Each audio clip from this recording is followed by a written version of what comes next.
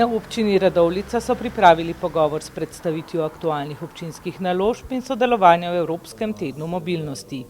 Projekte so predstavili župan občine Radovljica Ciril Globočnik, direktorica občinske uprave Alenka Langus in vodja oddelka za infrastrukturo, okolje, prostor in investicije magister Borut Bezjak.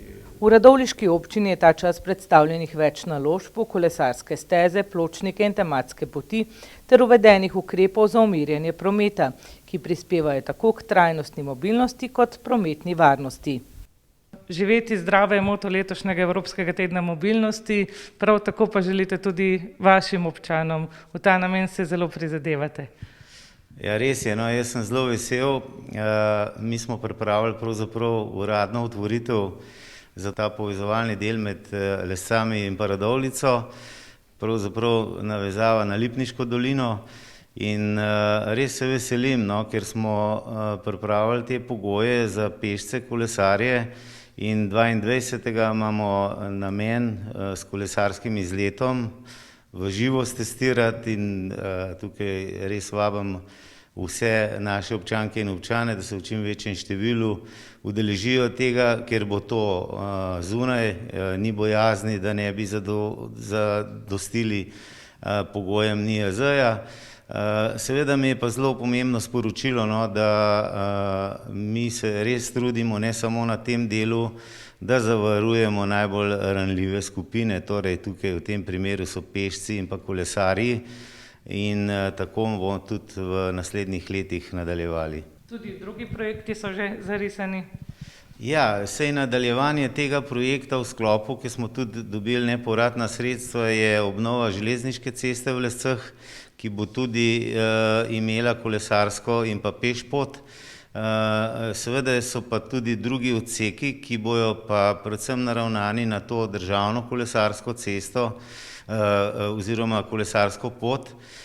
Ena proti Bohinju, ena proti Kranjski Gori in mi smo pa pravzaprav v središču tega razpotja. Med drugimi aktualnimi naložbami v občini bi izpostavili pridobljena državna sredstva za rekonstrukcijo radovljiškega kopališča. Mi smo zelo veseli, da smo prišli zdaj končno po 10 letih do začetka obnove, rekonstrukcije kopališča in kampa v Radovljici.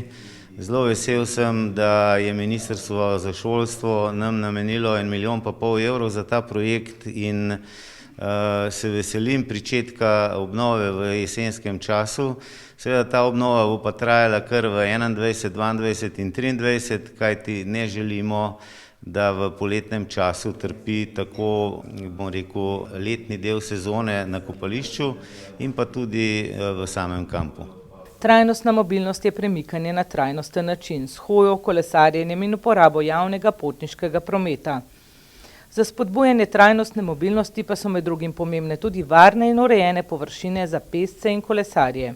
Mislim, da je zelo pomembno ozaveščanje najmlajših, torej mi pričnemo tudi v vrtcih, v osnovnih šolah, tudi peš bus imenujemo, gremo z otroci, tudi sam se bom udeležil tega prihoda v šolo iz različnih krajev, tudi po celi občini. Tako da seveda najmlajši so najbolj dovzetni in moramo jim dajati vzgled, kajti to je zagotovilo, da bo potem večji efekt, katerega želimo.